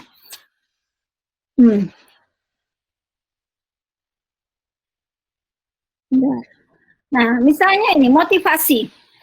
Sering ya kita dengar ada orang meneliti tentang motivasi. Motivasi itu merupakan bentuk perilaku apa? Nah, kalau kita kaji, tentunya kita harus mengkaji dari konsepnya, dari teori-teorinya. Dan kalau kita lihat teori, motivasi itu sifatnya dorongan untuk melakukan sesuatu. Ya. Sesuatu mendorong, sesuatu yang menjadi penggerak. Nah, dorongan ini nanti akan melahirkan macam-macam motivasi atau aspek-aspek dalam motivasi atau komponen-komponen motivasi. Jadi kalau Anda mau membuat instrumen non-kognitif itu biasanya dimulai dari definisi, kemudian ada komponen atau aspek-aspeknya. Komponen atau aspek ini nanti akan terlihat dari teori yang akan dibangun. Ya, ada teori yang mengatakan motivasi itu intrinsik, ekstrinsik. Nah, itu ada juga teorinya Maslow misalnya, mengatakan bahwa motivasi itu dari fisiologi, safety, love, esteem, dan aktualisasi diri, self-actualization. Nah, itu tergantung teorinya. Kalau kita menggunakan teorinya Maslow, tentunya berbeda lagi dengan teorinya McClellan gitu. Di mana McClellan itu melihat bahwa motivasi itu terdiri dari teori atau terdiri dari dimensi atau aspek motivasi berprestasi, motivasi berkuasa, motivasi sosial gitu. Ya. Jadi ini tergantung teorinya. Karena proses pengukuran itu kalau kita sudah mengukur, maka sudah harus ada dimensinya. Kita bukan membuat konsep lagi. Kita harus berdasarkan konsepnya apa gitu. Konsepnya siapa, itu tergantung dari teori yang akan kita ambil. Oke, kemudian hampir sama dengan orientasi, itu ada teori juga yang melihat goal orientation. Orientasi seseorang terhadap tujuan, gitu ya. Ini teorinya Ames. Ini jarang diteliti, tetapi ini menarik sebenarnya, ya. Bahwa seseorang itu memiliki arah, ya, dalam melakukan sesuatu. Arahnya, ya, itu bisa terkait dengan arah yang kalau dalam teori ini ada yang negatif, ada yang positif. Nah, sehingga goal orientation itu dibagi menjadi ada yang positif, ada yang menuju ke apa yang akan kita arah, yang disebut mastery. Jadi orang mastery itu orang yang melakukan sesuatu yang arahnya pada perilakunya, ada pada tujuannya. Gitu. Sementara ada juga yang mengarahnya bukan pada tujuannya, tetapi pada performanya. Ya. Jadi misalnya Anda kuliah, tujuan Anda kuliah apa? Kuliah S2.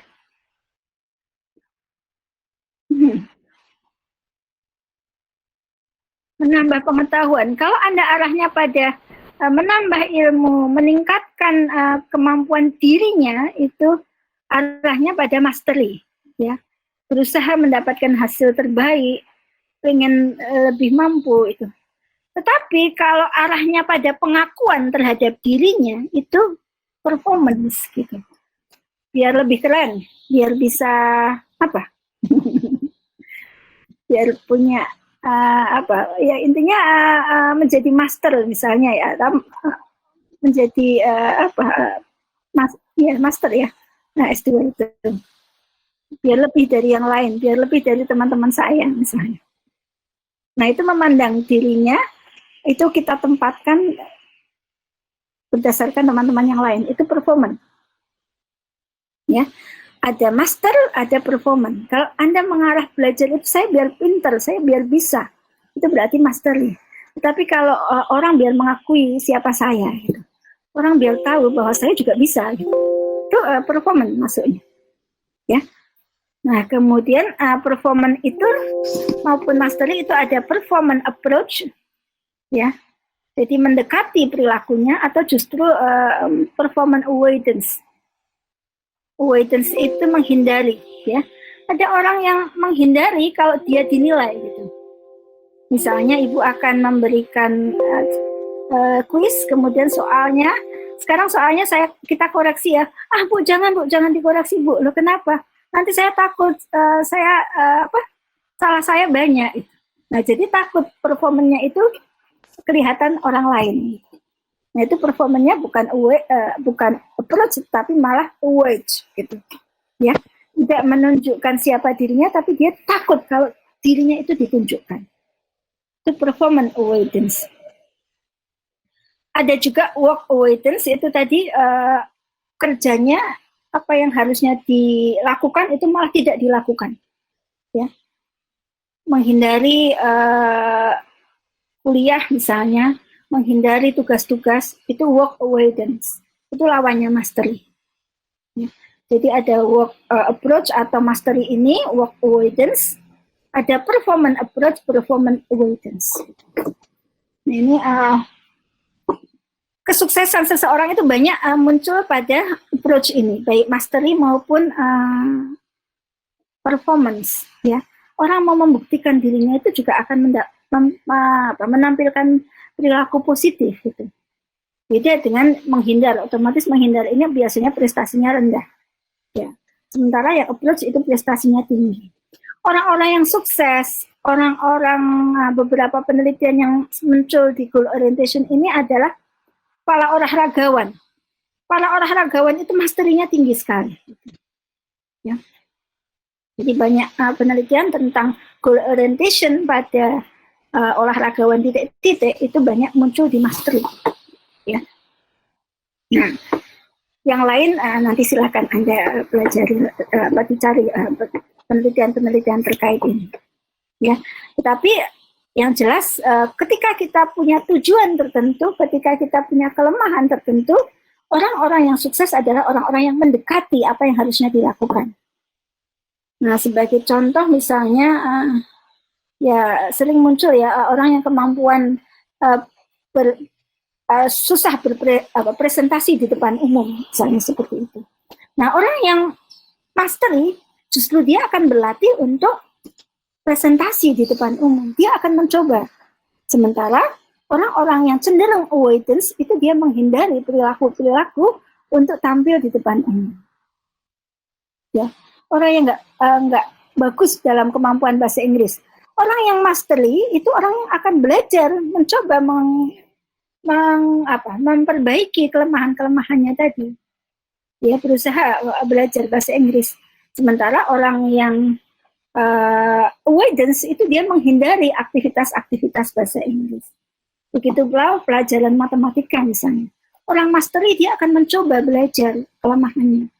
Sementara avoidance itu berusaha menghindari apa yang nantinya perilakunya itu akan kelihatan jelek.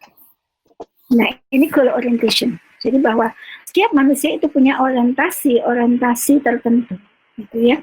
Orientasi yang positif tentunya dari approach ini. Nah, meskipun ini approach-nya agak sedikit kurang bukan pada tujuan perilakunya, tetapi untuk membuktikan pada diri orang lain. Nah, beberapa penelitian performance approach itu menunjukkan orang yang itu biasanya malah mudah stres itu. Meskipun stres itu bisa dimaknai positif, ya, cepat stres itu. Jadi kalau misalnya ada tantangan tertentu, sementara teman-temannya itu pada ikut misalnya, jika dia bisa mengelola stresnya, dia akan berusaha memperbaiki diri sebaik-baiknya, biar lebih dari teman-temannya misalnya. Tetapi kalau stresnya tadi terlalu tinggi dan dia merasa nggak bisa, itu akhirnya performance avoidance-nya juga muncul. Nggak mungkin deh, saya nggak bisa, akhirnya performance avoidance yang muncul. Ya. Jadi perilaku performance ini beberapa penelitian memunculkan perilaku stres yang lebih dibandingkan orang yang mastery maupun orang yang mastery ini ya. Mastery itu baik itu mendekat ataupun avoidance menjauhi. Nah, ini contoh lain dari instrumen goal orientation, tapi Ibu ambil. Nah, ini misalnya ini ya, model soalnya dibuat ABC. Ketika dosen menjelaskan perkuliahan, misalnya saya memperhatikan agar dosen mengetahui kalau saya menghargainya. Saya mendengarkan agar lebih memahami materi yang disampaikan. Yang penting saya hadir meskipun tidak harus memperhatikan penjelasan guru. Nah, ini A itu termasuk perilaku apa ini? Performance approach. Performance approach, iya. Yang B? Mastery. Mastery. Yang C? Ya, yang jelas bukan kedua. Work avoidance. Work avoidance. Oke, dia tidak berusaha. Ketika diskusi di kelas,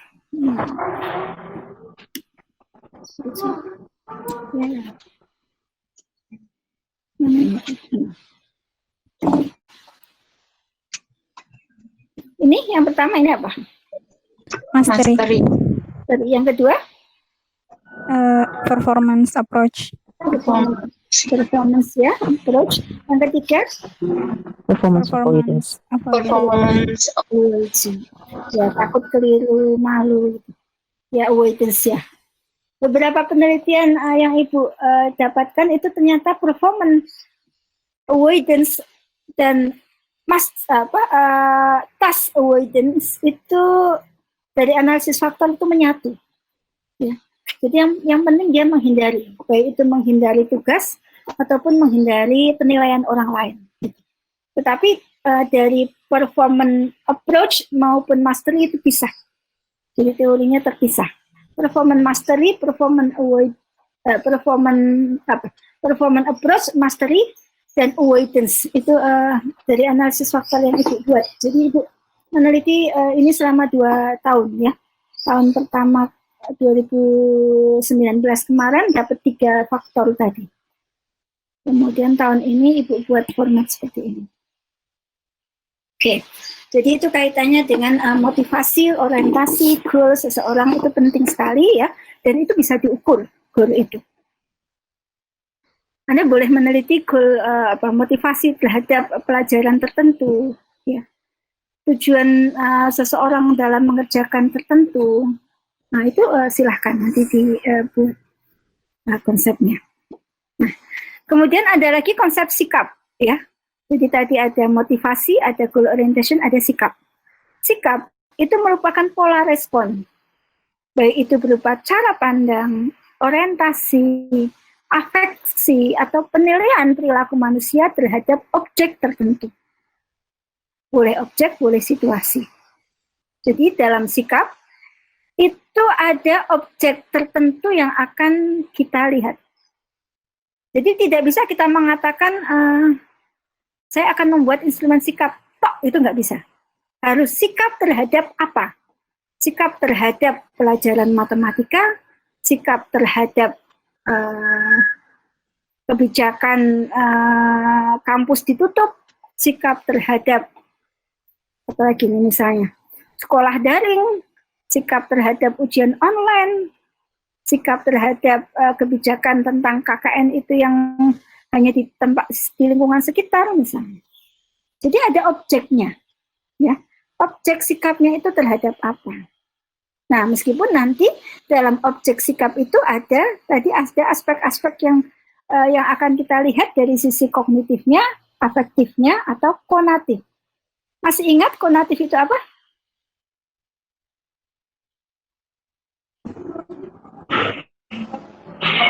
Belum tahu, Bu. Kognitif itu kan di kognitif ya, berpikir ya. Afektif itu merasa. Rasa. Konatif kehendak. Ya. Kognitif, afektif, kalau psikomotorik perilaku. Nah, konatif itu kehendak. Saya akan begini, ya. Saya akan melakukan seperti ini jika kondisinya begini. Itu masih kehendak, ya. Jadi jika jika X maka saya akan melakukan seperti ini. Nanti kita coba lihat contoh-contohnya. Nah, misalnya ini.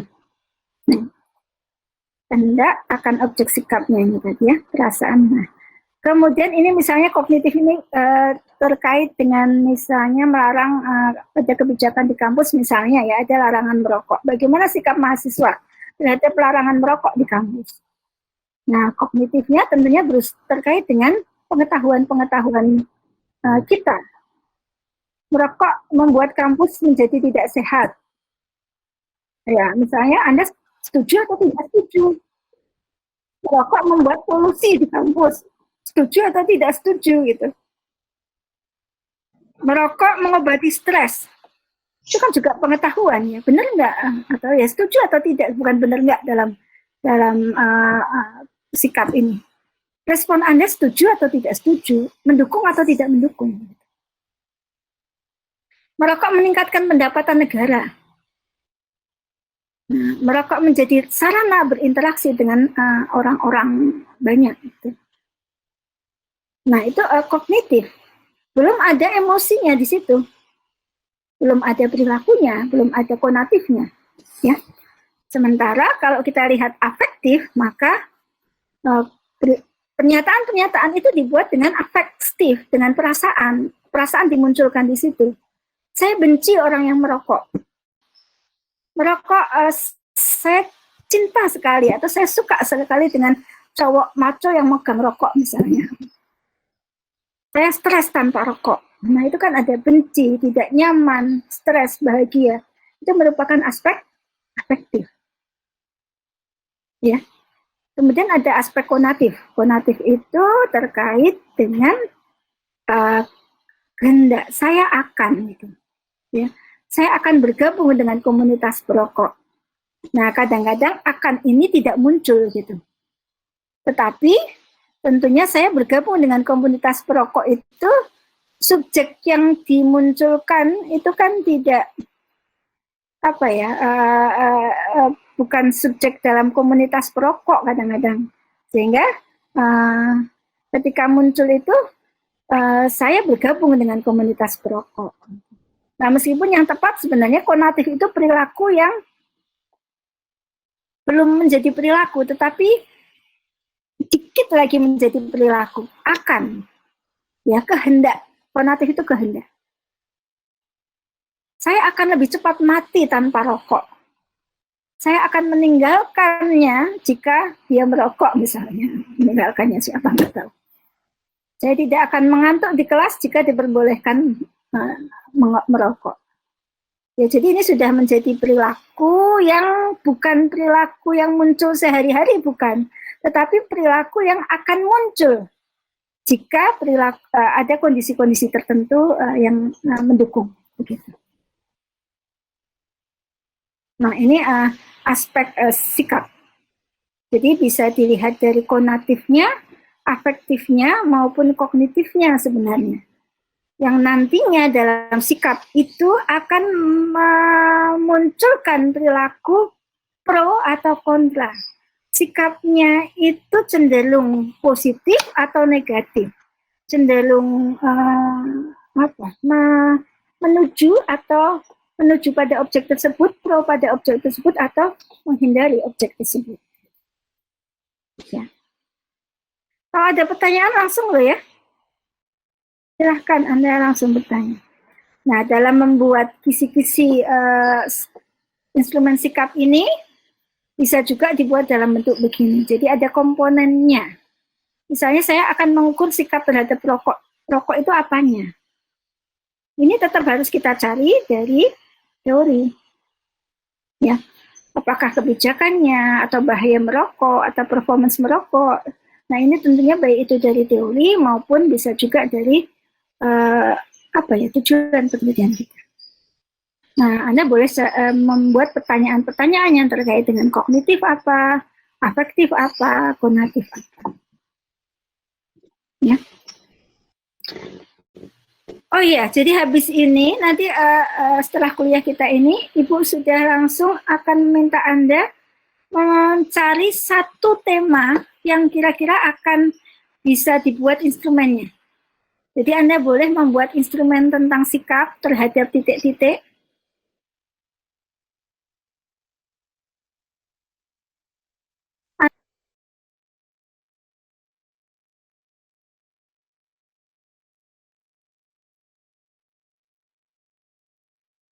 Jadi ada sikap, ada motivasi, boleh juga kaitannya dengan goal orientasi, bisa juga terkait dengan minat. Nah, bagaimana dengan minat? Kalau kita bicara sikap, itu biasanya sikap terhadap satu objek tertentu. Ya, tetapi ketika kita bicara minat, maka minat itu juga terkait dengan objek. Ya, tetapi dalam penilaian aspek minat itu intensitas minat itu akan dikaitkan dengan objek yang lainnya juga, yang sifatnya eksternal. Jadi misalnya ini ya, beberapa skala minat, ya. Sebentar, kok nggak ada contoh yang ini. Jadi ada pembandingnya.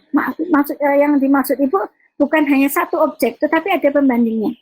Jadi ada, kalau Anda belajar skala minat, itu ada skala minat dari Holland. Holland itu melihat bahwa minat seseorang itu dibagi menjadi ada RIASEC. R-nya itu realistis, itu pekerjaan-pekerjaan yang terkait dengan mekanis ini. I, jadi ini mekanik ya. I, reinterpretation itu kaitannya dengan ilmuwan. Riasek ya. Iya. Ini apa ya? Lupa saya, interpretation. Ini kaitannya dengan pekerjaan ilmuwan. Kemudian A, artistik ya, terkait dengan seni. S-nya nanti ada sosial, pekerjaan-pekerjaan yang terkait dengan sosial. Ada juga riasek E-nya itu E-nya itu yang interpretation. I-nya itu apa ya? Ya, yang terkait dengan riasek E. Kayak wartawan itu yang bisa mempengaruhi orang lain itu ya. Kemudian ada terakhir komputasional itu apa. Yang jelas dalam tes minat itu tidak hanya satu objek, tetapi ada objek lain yang diperbandingkan. Saya minat terhadap mata, ini di sini. Nah, minat terhadap kegiatan tertentu. Nah, kegiatannya tentunya apa saja. Tidak, saya minat terhadap karya seni, itu bukan. Saya sikap terhadap mata pelajaran X boleh. Tetapi minat terhadap mata pelajaran, tentunya ada beberapa mata pelajaran yang diperbandingkan. Minat terhadap pekerjaan, ada beberapa pekerjaan yang diperbandingkan. Ya, jadi instrumen minat itu pernyataan-pernyataannya tidak satu, tetapi membandingkan.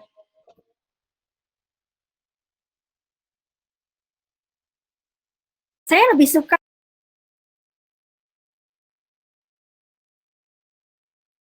mendengarkan guru menjelaskan. Saya lebih suka mengetik atau memahami suatu bacaan tertentu. Jadi ada sesuatu yang dibandingkan. Ya. Nah, misalnya ini boleh juga dibuat dalam model kayak checklist. Petani, montir, radio, mana yang kita sukai di checklist. Tetapi nanti akan dibandingkan antara petani dengan pekerjaan-pekerjaan yang kaitannya dengan kegiatan di luar dengan pekerjaan-pekerjaan yang terkait dengan wirausaha misalnya, nah itu akan diperbandingkan. Pekerjaan yang terkait dengan sosial dan sebagainya.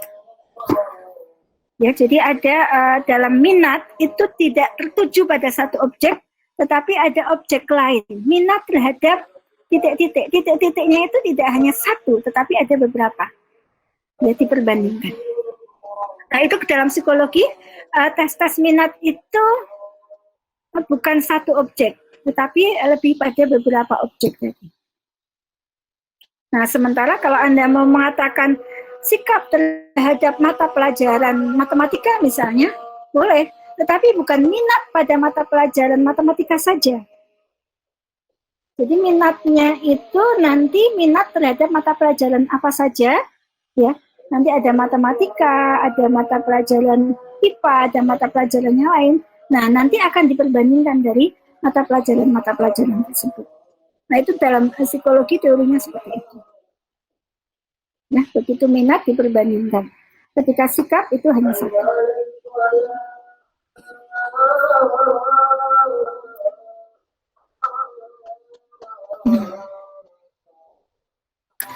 Kemudian ada karakter. Nah, tadi karakter itu sudah menjadi perilaku yang sudah terbiasa dilakukan oleh seseorang. Meskipun dalam karakter ini sifatnya tentunya bisa menjadi sifat-sifat atau perilaku-perilaku positif tertentu ya. Yang ini bisa munculnya secara normatif biasanya dalam karakter itu. Ya, jadi ketika kita bicara karakter, kita akan lihat karakter itu biasanya terkait dengan norma-norma perilaku-perilaku di lingkungan, di mana perilaku itu ada bagus dan tidak bagusnya. Nah, misalnya dalam kurikulum SD, itu karakter itu ditunjukkan dengan perilaku kerja keras, jujur, toleran. Ini kan perilaku-perilaku positif, semangat kebangsaan, cinta tanah air, peduli lingkungan, itu karakter. Ya, karakter positif biasanya, atau akhlak kadang-kadang kita mengatakannya. Ya. Nah, meskipun nanti, ini agak berbeda dengan kepribadian. Kalau Anda melakukan tes kepribadian, itu tidak ada kepribadian positif atau negatif. Dalam tes kepribadian itu, misalnya ada orang yang introvert dan ekstrovert, ya. Bukan berarti orang introvert itu lebih jelek daripada orang yang ekstrovert dan sebaliknya itu tidak. Dalam kepribadian ya kita hanya akan memotret karakteristik khas yang ada pada diri manusia. Dia orangnya tertutup, dia orangnya terbuka, dia orangnya agamis, dia orangnya seperti apa misalnya. Ya itu kepribadian dia. Bukan berarti lebih bagus itu. Ketika kita bicara bagus dan tidak, arahnya pada karakter. Gitu. Ya, dikaitkan dengan norma masyarakat ketika kita bicara karakter. Tetapi ketika di kepribadian maka bukan norma masyarakat, tetapi keunikan atau ya orang itu ya misalnya orangnya neurotis itu, pencemas itu. Ya pencemas itu bukan bagus dan tidak bagus ya, karakteristik orang itu seperti itu. Gitu. Orangnya easy going, ya orangnya ya cuek gitu. Ya, beda dengan jujur, toleran, kerja keras, orangnya memiliki semangat. Nah itu kan sudah ada karakter misalnya nilai-nilai positif dan negatif tertentu. Ya, sedikit berbeda dengan antara karakter dengan kepribadian. Nanti alat tesnya macam-macam, tapi ini Bu tidak tunjukkan. Nah, di samping tadi ada beberapa aspek psikis tertentu yang bisa Anda buat ya. Misalnya saya akan mengukur empatinya saja. Saya ingin mengukur bagaimana kondisi stres seseorang. Bagaimana seseorang memecahkan masalah. Bagaimana daya juang, adversity itu daya juang seseorang. Teori ini ada teori-teori tersendiri terkait dengan adversity, coping, ya, stres.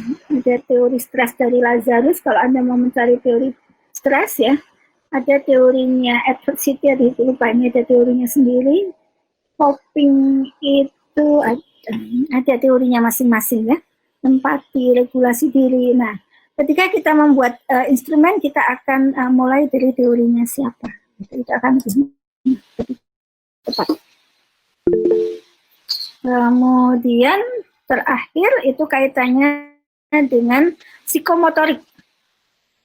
Nah, psikomotorik itu sudah biasanya menunjukkan instrumen yang mengarah pada keterampilan sosial, keterampilan motorik, keterampilan mengunggah channel YouTube, keterampilan mengurangi stres dengan relaksasi, keterampilan berbicara di depan umum. Itu tidak hanya karakteristik diri saja, tetapi sudah menunjukkan dia itu terampil atau tidak. Nah, terampil atau tidak itu teorinya, ini teori sudah lama tetapi menarik juga ya. Seseorang dikatakan terampil atau tidak itu juga ada tingkatannya. Tingkatannya dari meniru saja. Ya, jadi misalnya YouTube. Kalau kita masih mau mengunggah channel YouTube itu saya membuka contoh yang ada di YouTube misalnya, itu baru imitasi, baru meniru. Ya. Kemudian tingkatan yang lebih tinggi lagi sudah memanipulasi. Jadi mengerjakan sesuai dengan petunjuk. Cara mengunggah channel YouTube gimana ya? Ada petunjuknya. Kemudian saya melakukannya tanpa ada contoh. Berarti sudah memanipulasi. Sudah lebih tinggi lagi keterampilannya. Kemudian presisi itu mengerjakan sesuatu sudah benar, tepat, ya, sudah bagus, sudah sesuai. Itu presisi. Mengunggah channel YouTube, saya sudah bisa melakukannya, sudah benar, sudah sukses, sudah berhasil. Nah, kemudian beberapa kali saya sudah melakukannya dengan tepat tanpa harus menggunakan petunjuk lagi. Nah, itu sudah presisi. Sudah benar melakukannya tanpa suatu petunjuk, tanpa meniru, itu sudah presisi. Sementara ada juga artikulasi, perilakunya itu sudah lebih kompleks lagi. Tidak hanya mengunggah channel YouTube. Atau di YouTube itu mengunggah channelnya apa saja ya misalnya ya. Atau mengunggah channel di YouTube, ada mengunggah channel di Instagram, mengunggah di mana. Jadi di beberapa tempat itu saya sudah bisa melakukannya. Itu sudah perilaku yang lebih kompleks. Dan terakhir, sudah terbiasa dilakukan, itu sudah naturalisasi. Nah ini psikomotorik pun ada tingkatan-tingkatannya. Jadi kalau kita lihat keterampilan berbicara di depan umum pun begitu. Jadi kalau kita masih meniru seseorang ngomong, itu masih tahap awal gitu. Kemudian cara ngomongnya bagaimana ya, saya mau ada petunjuknya misalnya, itu masih. Kemudian sudah bisa melakukannya secara mandiri dengan tepat, sudah terbiasa, atau tidak hanya ngomong di depan umum, tapi sudah biasa berdebat dan sebagainya, dan terakhir sudah menjadi pola kebiasaan. Jadi dalam keterampilan itu ada step-step berdasarkan teori tingkatannya tadi, ya, dari yang rendah sampai ke yang tinggi. Nah, kalau ini berbeda lagi, ini di psikologi itu ada contoh, misalnya keterampilan motorik itu. Ini dibuatnya berdasarkan dari yang kemampuan yang paling rendah, ya. Jadi misalnya motorik kasar, itu dilihat dari kemampuan ini untuk anak-anak sampai ke orang dewasa. Jadi pernyataan-pernyataan itu dibuat dari perilaku yang dari kecil, misalnya mempertahankan posisi kepala, memutar kepala, mengangkat kepala, terus sampai kemampuannya lebih tinggi. Nah, ini dibuat dari yang sederhana ke yang kompleks. Ada yang membuatnya seperti ini juga, berdasarkan perilakunya. Nah, yang dibuat keterampilannya. Dalam tes-tes keterampilan ini, lebih banyak melakukannya dengan observasi ya. Jadi tes keterampilan kalau dengan self-evaluasi, itu biasanya akan biasnya tinggi.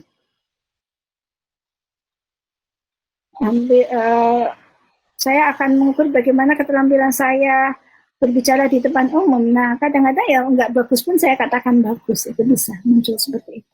Jadi biasa yang dilakukan dengan observasi dibandingkan yang lain. Oke, jadi nanti PR yang akan kita buat adalah hari ini ya, kita minggu depan kita akan menentukan membuat satu tema ya yang kira-kira bisa dibuat instrumennya. Jadi buatlah instrumen yang kira-kira mudah dibuat, kemudian yang memungkinkan Anda uji cobakan di lapangan. Ya, karena mata kuliah kita adalah konstruksi. Konstruksi itu membuat. Namanya membuat otomatis ya, ya membuat ya. Jadi membuat nanti kita akan membuat instrumen yang non kognitif di tugas ibu. Ya, nanti yang tugasnya yang lain mungkin akan berbeda di Pak Subhar. Siap? Jadi PR menentukan satu instrumen non kognitif yang akan dibuat. Akan lebih bagus lagi Anda sudah tahu teorinya dari mana. Ya, misalnya tadi saya akan membuat motivasi. Motivasinya saya pakai teorinya siapa? Saya akan membuat sikap terhadap matematika. Sikap ini yang saya akan pakai teorinya siapa? Gitu ya. Itu untuk tugas minggu depan. Kita akan diskusi minggu depan terkait dengan tugas Anda. Kira-kira memungkinkan untuk dilakukan atau tidak, itu kita diskusikan. Gitu? Ada pertanyaan? Cukup? Kalau cukup, nanti silakan Anda pelajari lagi, kemudian tentukan saya akan membuat instrumen. Ya, silakan.